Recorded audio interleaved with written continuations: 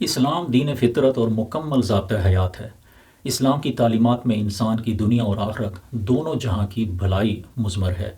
اسلام انسان کی دنیاوی زندگی بہتر بنانے کے لیے نہ صرف معاشرتی، اخلاقی اور روحانی تعلیمات دیتا ہے، بلکہ جسمانی صحت کی بہتری اور خوشگوار زندگی کے حصول کے لیے بھی بہترین اسوہ بیان کرتا ہے۔ قرآن کریم کی آیات اور رسول کریم صلی اللہ علیہ وسلم کے اسوہ حسنہ میں نہ صرف اچھی صحت کی قدر و قیمت کو سمجھنے، بلکہ صحت کی بہتری اور بیماریوں سے بچاؤ کی تدابیر اختیار کرنے کی بھی بہت سی تعلیمات ملتی ہیں۔ آئیے صحت سے متعلق اسلام کی چند تعلیمات کا تذکرہ کرتے ہیں۔ اسلام کی تعلیم ہے کہ اللہ نے ایسی کوئی بیماری نہیں اتاری کہ جس کی شفا نازل نہ فرمائی ہو۔ اس تعلیم میں انسانوں کو صحت اور بیماری سے متعلق ریسرچ کو مسلسل جاری رکھنے اور ہر بیماری کا علاج تلاش کرنے کے لیے تحقیق و جستجو کرتے رہنے کا سبق دیا گیا ہے۔ کسی بھی بیماری کو حتمی طور پر لا علاج سمجھ لینا درست نہیں۔ کسی بیماری کے موجودہ دور میں لا علاج ہونے کا مطلب صرف یہ ہے کہ ابھی تک انسان اس بیماری کے لیے اللہ پاک کی نازل کردہ شفا کو ڈھونڈ نہیں پایا۔ ایک دور تھا جب ٹی بی، ملیریا اور ہیضہ جیسے امراض بھی لا علاج تھے۔ جب انسان نے ان بیماریوں کے لیے نازل کردہ شفا کو ڈھونڈ لیا تو ان کا علاج ممکن ہو گیا، جو کروڑوں انسانوں کی زندگی بچانے کا سبب بنا۔ اس لیے بیماریوں کی شفا ڈھونڈنے کے لیے تحقیق کرنا جہاں ضروری ہے، وہاں مسلمان ہونے کے ناطے ہم پر فرض بھی ہے۔ اسلام کی تعلیم ہے کہ طہارت ایمان کا لازمی جزو ہے۔ دن میں 5 بار وضو کرنے کی ترغیب، غسل اور پاکی کے احکامات، جسم، لباس اور ماحول کو پاک اور صاف رکھنے کی ہدایات، یہ سب حفظان صحت کے اصول ہیں۔ جدید میڈیکل سائنس بتاتی ہے کہ جسم کی باقاعدگی سے صفائی دھلائی کرنا انفیکشنز کے پھیلاؤ کو روکنے کا آسان اور مؤثر ترین طریقہ ہے۔ اسلام کی تعلیم ہے کہ کھانے سے پہلے اور بعد میں ہاتھ دھونا برکت کا باعث ہے۔ بہت سی بیماریوں کے جراثیم کھانے کے راستے جسم میں داخل ہوتے ہیں۔ اسلامی تعلیم اس امکان کی مؤثر روک تھام کرتی ہے۔ اسلام تعلیم دیتا ہے کہ کھانے سے پہلے دھوئے ہوئے ہاتھ کسی کپڑے سے خشک مت کرو تاکہ ہاتھوں کی صفائی کھانے کے دوران قائم رہے۔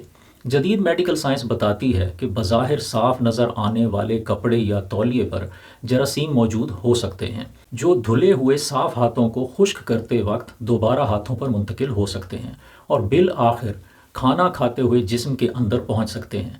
اسلامی تعلیم اس امکان کا بھی مؤثر سدباب کرتی ہے۔ اسلام یہ تعلیم دیتا ہے کہ نیند سے بیدار ہونے پر ہاتھوں کو دھوئے بغیر کسی برتن میں ہاتھ نہ ڈالا جائے۔ نیند کی حالت میں ہاتھ جسم یا بستر کی نسبتاً کم صاف جگہوں کو چھو سکتے ہیں، اس لیے بیدار ہونے پر کسی کھانے پینے کے برتن میں ہاتھ ڈالنے سے پہلے ہاتھ دھو لینا حفظان صحت کے اصولوں میں شامل ہے۔ اسلام تعلیم کرتا ہے کہ کھانے پینے کے برتن میں سانس لینے اور پھونکنے سے گریز کریں اور برتنوں کو ڈھک کر رکھیں۔ جدید میڈیکل سائنس بتاتی ہے کہ ایک انفیکشن زدہ انسان کی سانس میں وائرس اور دیگر جراثیم موجود ہو سکتے ہیں، جو سانس اور پھونک کے ذریعے کسی برتن یا غذا کے ساتھ لگ کر کسی دوسرے انسان تک منتقل ہو سکتے ہیں۔ اسی طرح بغیر ڈھکے برتنوں میں گندے حشرات وغیرہ داخل ہو کر بیماری پھیلانے کا سبب بھی بن سکتے ہیں۔ اسلام تعلیم کرتا ہے کہ کسی وبا زدہ علاقے میں نہ جایا جائے، اور جو شخص وبا زدہ علاقے میں موجود ہو وہ اس علاقے سے کسی دوسرے علاقے میں نہ جائے۔ جدید میڈیکل سائنس بتاتی ہے کہ سفر کرنا اور آپس میں ملنا جلنا وباؤں کے پھیلاؤ کے سب سے بڑے ذریعے ہیں۔ وبا کے زمانے میں ٹریول بین، لاک ڈاؤن اور سوشل ڈسٹینسنگ جیسے اصول اسلام ہی کے حفظان صحت اور بیماریوں سے بچاؤ کے اصولوں میں سے ہیں۔ اسلام تعلیم کرتا ہے کہ منہ اور دانتوں کو صاف رکھو۔ اسلام منہ اور دانتوں کی صفائی کی تاکید اس قدر زیادہ کرتا ہے کہ رسول کریم صلی اللہ علیہ وسلم نے فرمایا کہ اگر میں اپنی امت پر باعث دشواری نہ سمجھتا تو انہیں ہر نماز میں دانتوں کی صفائی کا حکم دیتا۔ منہ اور دانتوں کی صفائی کی اہمیت کو جان کر جدید میڈیکل سائنس نے جس قدر تاکید اورل ہائیجین قائم رکھنے کی ہے، شاید ہی کسی اور اصول صحت کی ہو۔ روایات میں موجود ہے کہ رسول کریم صلی اللہ علیہ وآلہ وسلم مسواک کرنے کو نہ صرف خود پسند کرتے تھے بلکہ دوسروں کو بھی مسواک کرنے کی تلقین فرماتے۔ یہ بھی لکھا ہے کہ رسول کریم صلی اللہ علیہ وسلم مسواک ہمیشہ اوپر سے نیچے اور نیچے سے اوپر کی طرف فرمایا کرتے تھے۔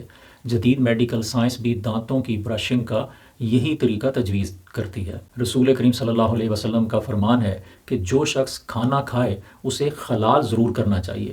دانتوں کا خلال یعنی فلاسنگ اس قدر اہمیت کے حامل ہیں کہ بعض ڈینٹسٹس کا کہنا ہے کہ اگر ہر شخص دانتوں کا خلال باقاعدگی سے کرے تو کسی کو بھی دانتوں کی تکلیف کے لیے ڈاکٹر کے پاس نہ جانا پڑے۔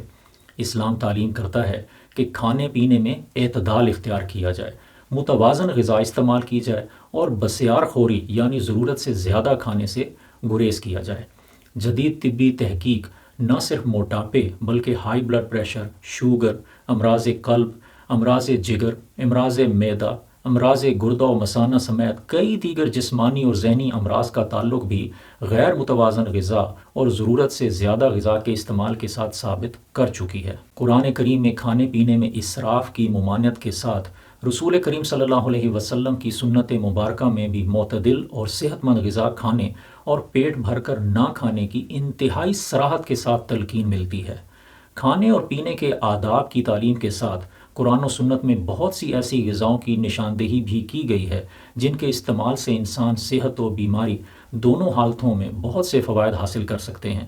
ایسی غذاؤں میں شہد، انجیر، زیتون، کلونجی، سنا مکی، انگور، لہسن، پیاز وغیرہ شامل ہیں۔ اسی طرح کچھ ایسی غذاؤں کے استعمال سے منع بھی کیا گیا ہے جو ظاہری اور باطنی طور پر ضرر رساں ہو سکتی ہیں، مثلا شراب، نشہ آور چیزیں، خون، خنزیر اور غیر ذبیحہ یا مردار جانور کا گوشت اور مال حرام سے حاصل کردہ غذا وغیرہ۔ اسلام جسمانی صحت کے ساتھ ساتھ ذہنی اور نفسیاتی صحت کی تعلیم بھی دیتا ہے۔ اسلام کئی طرح کے نفسیاتی امراض کا پیش خیمہ بننے والے عوامل مثلا غصہ، کینہ، حسد، لالچ، خود غرضی وغیرہ سے بچنے کی تاکید کرتا ہے اور بہت سے ایسے عوامل کو اختیار کرنے کی تلقین کرتا ہے جو ذہنی و قلبی سکون پیدا کر کے ایک صحت مند اور خوشگوار زندگی کا باعث بنتے ہیں۔ اسلام یہ تعلیم کرتا ہے کہ اللہ کی یاد میں ہی دلوں کا سکون ہے، اور یہ بھی کہ ذکر و عبادات، صدقہ، خیرات، خدمت خلق کرنا اور دوسروں کے کام آنا وغیرہ سب اللہ کی یاد کے ہی طریقے ہیں۔ ان بیان کردہ صحت و شفا کی اسلامی تعلیمات کے علاوہ سنت و روایات میں کچھ روایتی طرز علاج کا ذکر بھی ملتا ہے، مثلا سینگی کھچوانا، پچنے لگوانا، گرم پانی سے علاج کرنا، آگ سے جراثیم کا خاتمہ اور صفائی حاصل کرنا وغیرہ۔ یہ روایتی طرز علاج کئی طرح کی مختلف اشکال میں آج بھی دنیا کے کئی حصوں میں استعمال کیے جاتے ہیں۔ بس اسلام اپنے مکمل ضابطہ حیات ہونے کے دعویٰ پر پورا اترتے ہوئے بہت سی ایسی تعلیمات مہیا کرتا ہے جن پر عمل پیرا ہو کر ہر انسان ایک صحت مند اور خوشگوار طرز زندگی کا حصول ممکن بنا سکتا ہے۔ مجھے اپنی دعاؤں میں یاد رکھیں۔ السلام علیکم۔